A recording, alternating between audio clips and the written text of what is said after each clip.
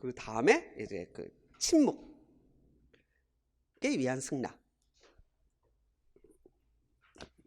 그러면요, 이게 승낙이 아닌 것 중에 뭔가를 부과하는 거, 애매한 거, 자, 그리고 침묵.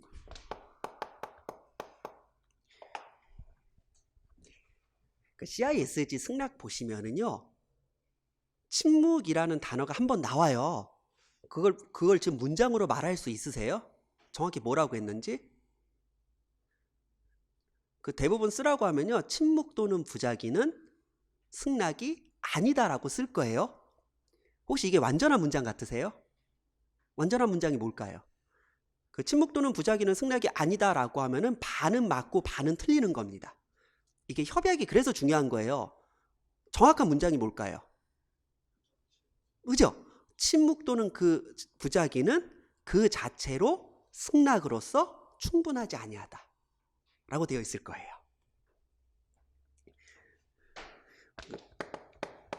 CISG 보시면 침묵 그리고 아무런 행위를 하지 않은 부작위는 그 자체로는, 영어로 보시면 in itself라고 되어 있어요. 그 자체로는.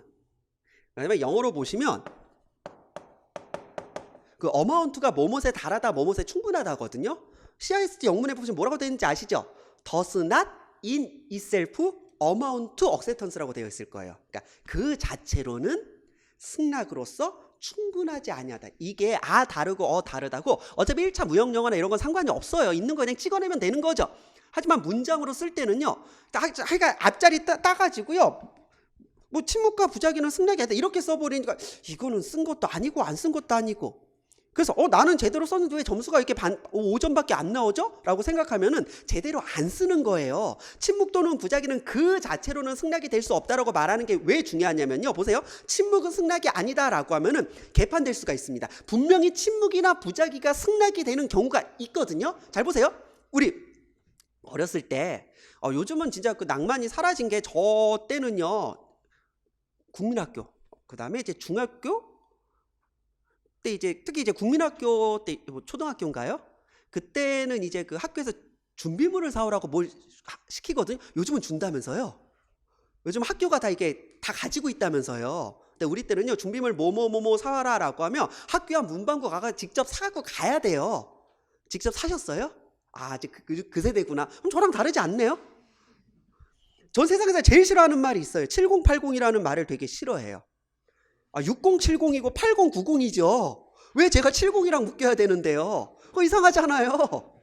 저는 그 70년대생이 그 저랑 같은 나이, 그 너무 싫어요. 8090이에요? 근데 70은 60이랑 노는 거예요. 세대가 다릅니다. 저는 진짜 그 7080이라는 말이 나오면요, 대한민국 인문학이 이래서 인문학이 죽으면은 나라가 죽는다는 게 이거구나. 7080이라는 근본 없는 말이 이렇게 자연스럽게 돌아다닐 줄이야. 인문학을 천시한 대가가 이거예요.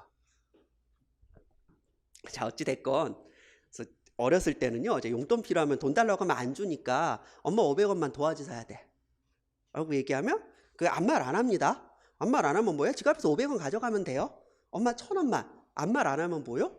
그냥 가져가면 되는 거죠. 자, 그렇게 수십 년을 살아왔어요. 엄마 나 집 사기 1억만. 아무 말 안 하면 엄마 집에서 그냥 집문서 가져가서 갖다 팔아버리면 돼요. 보세요. 저와 우리 어머니와는요, 40년 동안 어떤 관행이 누적되어 있어요? 침묵은 승낙이었던 관행이 누적되어 있습니다. 그러니까 그거요. 이제 어머니랑 같이 살 때는, 이제 결혼하기 전에는 이제 늦게까지 일하고 와가지고 어머니 저 저녁 안 먹고 왔어. 그럼 에이 미친 새끼 아직도 밥 안 처먹고 뭐하고 사는 거야 이 시간까지. 귀찮아 죽겠네 라고 하면서도 이제 밥을 막 차려주시죠. 우리 이걸 뭐라고 하죠? 츤데레. 아니면은 이제 막 새벽에 우리 어머니 자고 있는데 엄마 나 아직 밥 안 먹었어. 그러면 이러다 아무 말도 안 하고 청약한 거죠. 밥 달라고. 아무 말도 안 하고 그냥 밥 해주잖아요. 그럼 뭐예요? 40년 동안 침묵은 승낙이에요. 그래서 엄마 100원만 500원만 갔는데 아무 말 안 해서 역시 지갑에서 빼갔으면서 우리 어머니가 경찰에 신고한 거야. 저놈 새끼가 500원 셉쳐갔다고. 도둑놈이라고. 그럼 경찰서 가겠죠. 그럼 저는 뭐라고 하겠어요? 청약과 승낙이 있어 계약이 성립됐다.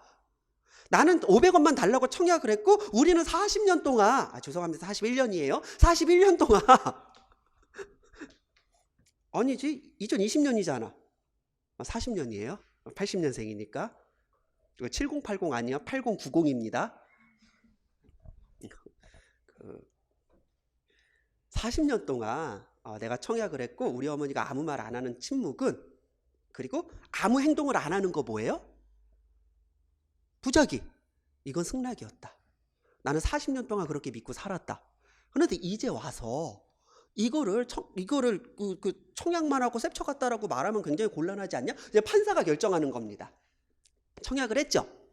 그리고 내가 우리 어머니의 지갑에 손을 댄 것은 절도이냐, 아니면 계약의 성립에 따른 정당한 행위이냐. 그럼 뭐예요? 우리 어머니의 침묵 또는 부작위가 과연 승낙이었는지 아니었는지가 중요한 겁니다. 그런데 법에서 침묵은 승낙이 아니다라고는 저는 무조건 감옥 갈 수밖에 없죠. 그러니까 CISG가 정확히 얘기하는 그거예요. 침묵 또는 부작위는 원래 승낙이 안 되는 게 맞는데, 혹시 당사자 사이에서 누적된 관행이나 이런 것들에 의해 침묵과 부작위를 승낙으로 인정해 왔다라고 하면은 그때는 승낙이 될 수도 있겠다를 법에서 뭐라고 표현하는 거예요? 침묵 또는 부작위는 그 자체로는 아직은 승낙으로서 충분하지 않다. 그렇지만 당사자 사이의 거래 관계를 볼 때 침묵 또는 부작위가 승낙으로 될 수도 있겠다라고 표현한 걸 뭐라고 한 거예요? 침묵 또는 부작위는 그 자체로는 승낙으로 충분하지 않다라고 표현하는 겁니다. 이해하셨죠? 그러니까 법이 다르고 다르다고 침묵 또는 부작위는 승낙이 아니다라고 쓰면은 이건 맞는 것도 아니고 틀린 것도 아니고 오히려 악법이에요. 법이 그러면 굉장히 위험한 말입니다. 절대 인정해주지 않겠다고요. 법이 깡패예요? 아니잖아요. 자, 그래서 이제 협약 시간에는 이런 표현들을 이제 정확하게 쓸 수 있게 배워 나갈 겁니다. 지금부터요 조금씩 그 생각을 하시면 돼요. 일단 침묵이라는 말이 나왔으면 근데 내가 무형영어 시간에 침묵 들어간 거 CISG 알고 있지라고 일단 머릿속에 그건 떠올라야 돼요. 제가 이 말씀을 드리는데 맞아 무형영어에서 그랬어까지 떠오르면 다행이고요. CISG에 침묵이 있었나? 그럼 글렀어. 그럼 안 돼. 그거는 좀 힘들어. 그럼 안 돼요.